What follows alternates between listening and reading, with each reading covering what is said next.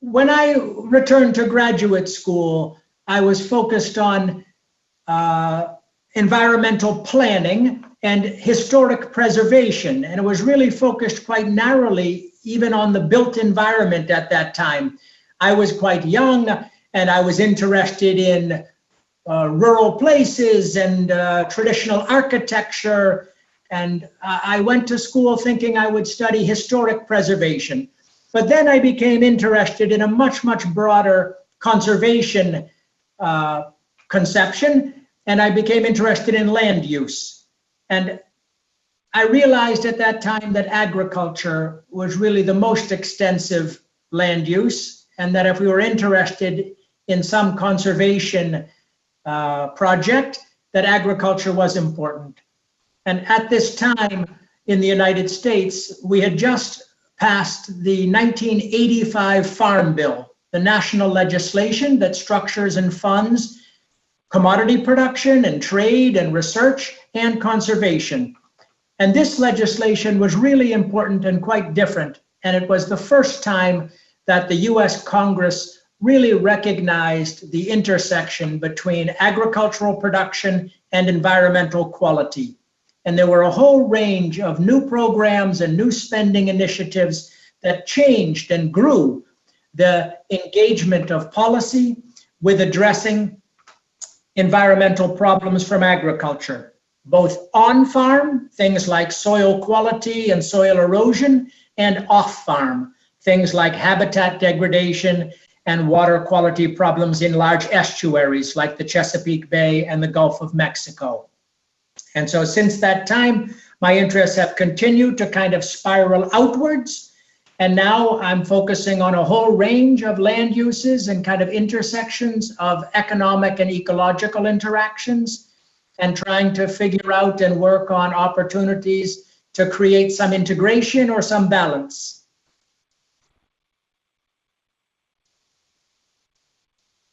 Yeah, so I think that the big idea, we can say, where I'm finding some inspiration and I try to locate a kind of portfolio of projects in relation to kind of a big idea, I guess I could offer the idea of critical institutional analysis.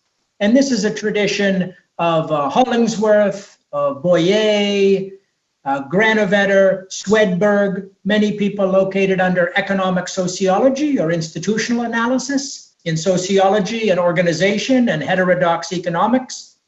And these folks are interested in examining the institutional mechanisms, the coordination mechanisms that structure interaction and development, and to examine these institutions in a critical way, to ask, where do they come from? How do these particular coordination mechanisms gain legitimacy and remain central? And then also to imagine alternatives. And this idea of institutional analysis we can understand through reference to neoliberalism and the relation between state, market, and society. And so if we're interested in how it is that so much of agri-environmental policy is organized around incentive payments or payments for ecosystem services or entrepreneurship and value adding and AOC and PDO projects of naming and branding products to capture market share and to link to tradition and knowledge, I think we have to critically ask, how are these relations between state and market serving us in terms of social, economic, and ecological objectives? And I think my answer is not well. And I think that we must engage critically with our practice and our conception of specifically market relations as a mechanism to address inequality and unsustainability. And so me and most people that I interact with academically feel that the institutions that are structuring policy and practice are incapable of addressing our problems. And so as we deal with the symptoms, like loss of family farms, degradation of water quality, loss of biodiversity, I think we must look at the root of the problem. And critical institutional analysis demands that we look at these questions of state, market, and society, and the coordination mechanisms that are in place. And it's an inspiration to kind of open up and dream of alternative arrangements. But I'll give you some examples. So in the United States and in Europe, particularly the UK, we are looking at the way that incentive payments are organized through the CAP in Europe, the Common Agricultural Policy, and in the US under the Farm Bill. And we're interested in studying the administrative practices that are used to score and rank farmers in particular fields to qualify for incentive payments to protect water quality or to protect wildlife habitat. And so we're studying the way that the policy and the science interact to use data to try to ascribe value to particular places and functions of landscapes, and then to match incentive payments that could, in theory, align farmers' practices with social preferences. And so this is a very dominant and central way of doing environmental policy in agriculture. It's voluntary. The public money is used to craft incentive programs for farmers who find it attractive to continue to produce commodities and to amend their practice in order to qualify for subsidies, green subsidies. In China, we're working on payments for ecosystem services schemes, particularly in grasslands in the Qinghai Tibetan Plateau. This is with former postdoc and PhD student Pu Wang, who's now working in the Chinese Academy of Sciences in Beijing. And here we're looking at a general model of incentive payments to change land use at very large scale. So it's not so different than the way we do that I just described in Europe and the US. In India, I'm working with a very interesting group at the Keystone Foundation, a civil society partner of Cornell University, to look at rights-based development. Here, the Indian Parliament has ratified the Forest Rights Act, a very important piece of legislation that formalizes and recognizes the rights of indigenous people to access and manage forest land that they have occupied for generations.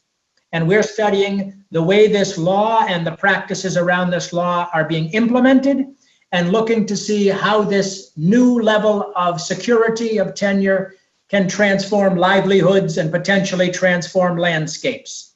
So in each of these examples, we're talking about agriculture and forest-based production between local people and national projects, and in terms of integrating social, economic, and ecological values in landscapes.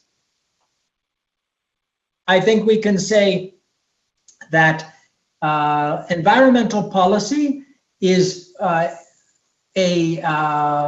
inadequate response to our ecological and social problems around environment.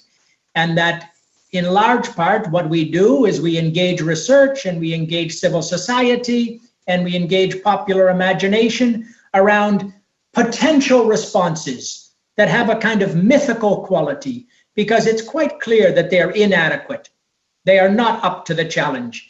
And we spend a few years on it, we make some investment, we have some hot debate, and then, as you said, we move on. We recognize that this model was not comprehensive, and we develop a new way to talk about and think about and to argue about environment.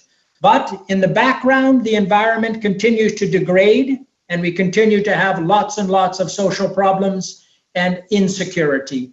And so I think we must ask, to what extent is environmental policy part of the problem? The problem is coming to confront the kind of incompatibility between consumption and lifestyles and ecological capacity to support life and prosperity and security. So I think it's true, the Farm Bill is important, but when we look at the conservation that is accomplished through the Farm Bill in the United States, it is completely inadequate. So it's not a question of simply tinkering and enhancing the efficiency of the existing programs and spending. That's not enough. We have to, I think, engage critically and really confront these questions of Is the state capable of producing something like sustainability?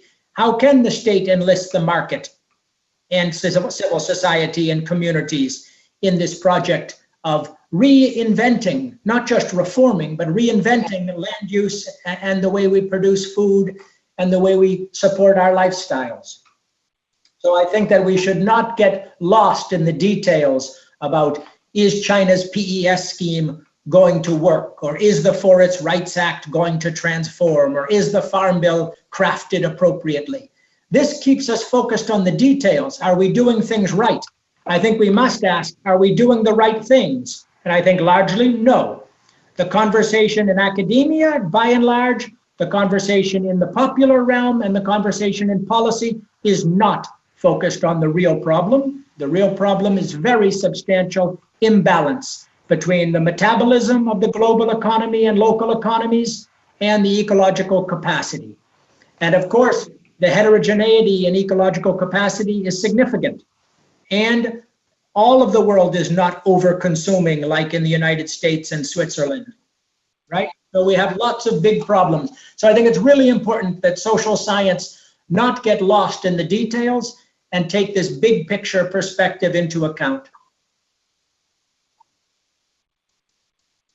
Well, I'm not sure about inspires. In some ways, it's kind of alarming. But one idea that I was exposed to through my colleague Alessandro Bonanno was this idea from critical theory of artificial negativity.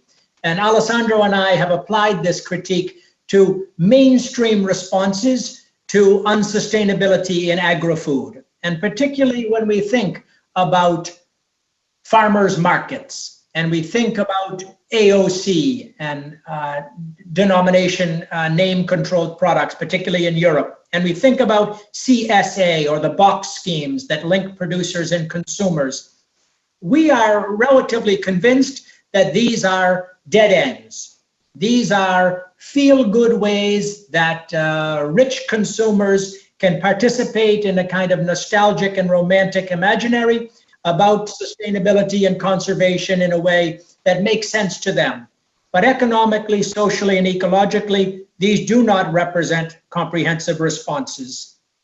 And so the theory of artificial negativity suggests that these responses in themselves are not the answer. In fact, they're part of the problem. That these responses provide a kind of release valve and a kind of vent for consumers, for producers, for elected officials to identify a path forward that on the face of it is attractive and looks like it could be meaningful. And it has some substance to it that makes it and sustains it. But in the end, we must look critically and really ask, is it possible to feed, I don't know, 6-8 billion people through these schemes? Who are these people who are consuming? They're well-educated, rich folks who have an opportunity to engage this kind of lifestyle. I think that we have to think critically about these strategies and imagine other strategies. So for example, food sovereignty, a big topic, one that I'm not an expert on, seems to me to be a fundamental critique of relations of production and consumption and rights to land and autonomy with respect to policy and a kind of alternative to market integration. And so in that respect, I think we should be critical of efforts to produce local food and to conserve artisanal products and artisanal ways of life. And it does not mean that these are bourgeois fantasies. They have value, they have meaning. I enjoy personally these experiences, but I think we must recognize the contradictions. So when we think about the nature of the problems that we confront, I think we must be reflexive and critical. And we should recognize that we, I think, in my opinion, not going to solve our problems with this style of agriculture. So I think we must make deep critiques of policy, of relations between state and market, and the way the politics are articulated to identify autonomy of rural areas, decisions about subsidy, decisions about land use, decisions about regulations applied to livestock, water, pesticides, and so forth. So when we get those political balances differently configured, then this idea of critical institutional analysis allows us to imagine different types of markets, different types of regulation, which would radically restructure landscapes and perhaps restructure pathways of consumption and production. And out of that, one could imagine very different socio-ecological realities. Multitude of responses to ecological problems and sustainability problems and social critiques in agri-food. There are a lot of ideas and practices out there, and that's good news. I think we have to, at this stage, we have been in this now, is it 30 years or 40 years? We have a great body of practice to draw on, and I feel that in the sociology or geography or political ecology or anthropology applied to agri-food, these practices of farmers markets, PDO, and CSA, community-supported agriculture, are off limits, that you cannot say anything critical or negative about them, and I feel very differently. I feel largely that they're part of a kind of performance and a delusional project of denial of the nature of the problems we confront. I think we should recognize the limits of these practices, and we should move our intellectual energy and our political engagement onto much more profound and disruptive approaches to politics and to restructuring institutions that govern the way the state is engaged with the landscape, the way the state is engaged with agriculture, the way the state is engaged with consumption. That I can say that my own work and Cornell University, and I assume perhaps your university, are really trying to create new boundaries and new ways of working with partners. And so at Cornell, we've created this thing called Engaged Cornell, which is a big, well-funded, very central initiative to create partnerships for education and research with non-academic groups. So this is, of course, public agencies and NGOs and civil society actors. Also, to some extent, with commercial firms, but that's not a new practice. The work we're doing in India with the Keystone Foundation, our NGO partners, where we're running a semester study abroad program with Cornell students and tribal youth to advance community-engaged research on a variety of topics of sustainable development, including health, water, sanitation, land use, wildlife. This is a kind of bold experiment in creating new ways of working academically that is not really focused on theory in and of itself, and our audience is not primarily other academics. So I think that this approach to creating relationships that draw on academic partnerships to participate in a kind of embedded way in non-academic activity is really important and really exciting. Right now, I'm serving in the role of president of the research committee number 40 of the International Sociological Association. This is the Sociology of Agri-Food group. And we engage globally through a variety of initiatives to support young researchers and to train and support the publication and promotion, the academic ladder of our young colleagues. But also we're thinking very hard and working hard to build new relationships with other academic disciplines and associations and with civil society partners. So here's an opportunity to create bridges between the academic practice and the world of practitioners. But how to do that? I was not trained in this tradition. I was trained as an academic. The incentives for getting promoted and your own status in the profession historically have not been linked to participation and practice. But I think that's changing, and I think it's really important. I think the university recognizes that its relevance and its status and its legitimacy is tied to its ability to create meaningful change, and the capacity to do that by just extending and deepening academic dialogue is not adequate. So I think the institutional relations have been critiqued. I think we're in a process of fast change right now, where we see new incentives and new ideas about how to act in an academic setting. And I think it's great news for our students and for our research. I think I'm a bit one generation too late to really be in the mainstream with this practice, but I try. But also at the same time, I think it's quite clear that academic or scientific research does not want to necessarily transform itself to become more and more like popular practice. So for example, research versus journalism, or scientific knowledge versus lay knowledge or practitioner knowledge. I think the value of these partnerships lies in combining distinct ways of producing and making sense of the world, not necessarily at arriving at a shared model. So this idea of combining versus blurring or blending, I think is an important conversation. So it's not a question of necessarily